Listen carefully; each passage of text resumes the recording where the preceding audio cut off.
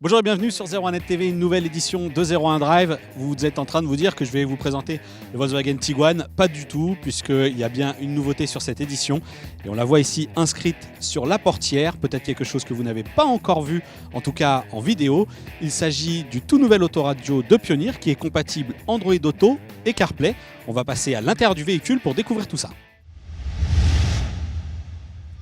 Ce F77 DAB répond déjà à la toute première contrainte imposée par Android Auto, puisque s'il n'y en a pas réellement pour CarPlay, CarPlay est soumis à des validations, Android Auto également, mais pour Android Auto, il y a bien et bien une contrainte physique, l'écran de l'autoradio qui doit faire au minimum 6,5 pouces, ce qui va obliger et ce qui a obligé Pioneer à retravailler sur son hardware. Ici, le F77 DAB est quand même un très joli modèle, on est sur du haut de gamme. La gamme commence dès 700 € avec des produits qui esthétiquement seraient tout aussi réussis.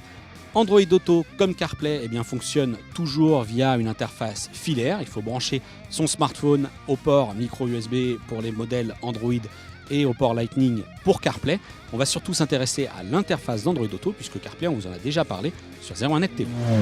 Il y a évidemment une condition pour utiliser Android Auto, c'est d'avoir un smartphone compatible Android 5.0 alias Lollipop. Mais une fois qu'on est connecté, l'icône Android Auto apparaît directement sur le menu d'accueil de l'autoradio. Je n'ai plus qu'à lancer cette surcouche et les différentes entrées apparaissent ici au bas de l'écran. La première fonction, la navigation.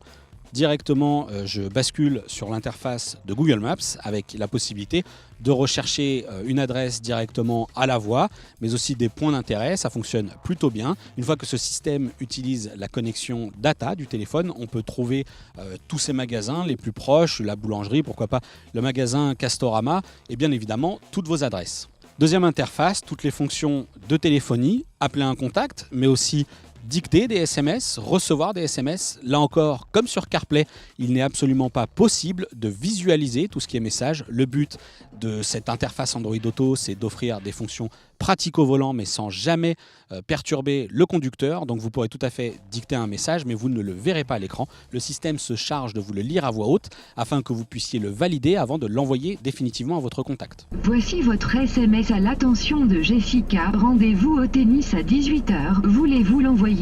Ici, nous avons basculé sur l'interface de Spotify, puisque c'est ce que nous étions en train d'écouter, mais il nous est tout à fait possible de basculer sur d'autres services.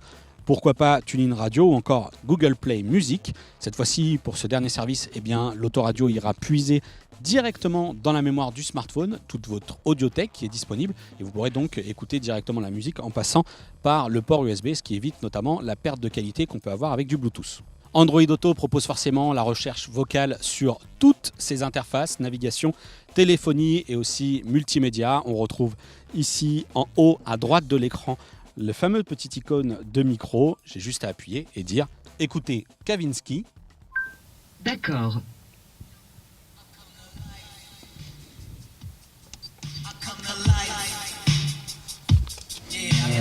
Pour ressortir des différentes applications d'Android Auto, il y a toujours cette touche Home. Et ce qui est vraiment très bien donc, sur cette interface d'Android Auto, c'est que je retrouve directement sur le menu d'accueil toutes les applications qui sont ouvertes, à savoir donc la navigation, la musique que j'étais en train d'écouter et aussi la partie téléphonie avec les derniers appels. Je peux tout à fait donc rappeler Julie en pressant directement sur l'icône qui est présente sur le menu d'accueil. La VIC F77 DAB est un autoradio très haut de gamme, donc forcément on va retrouver toute la connectique de port USB, une entrée HDMI, des entrées vidéo pour des caméras de recul, une deuxième entrée si jamais vous avez une caméra à l'avant du véhicule. Le système décode forcément toutes les pistes audio les plus couramment utilisées, MP3, FLAC, AAC. Là-dessus, on est quand même sur des produits qui sont très complets, très aboutis. Cet autoradio il est également compatible DAB, comme sa référence l'indique. Qu'est-ce que ça veut dire ? C'est la capacité de recevoir les radios numériques terrestres. Pour cela, il faut quand même lui ajouter une petite antenne qu'on voit ici sur le pare-brise.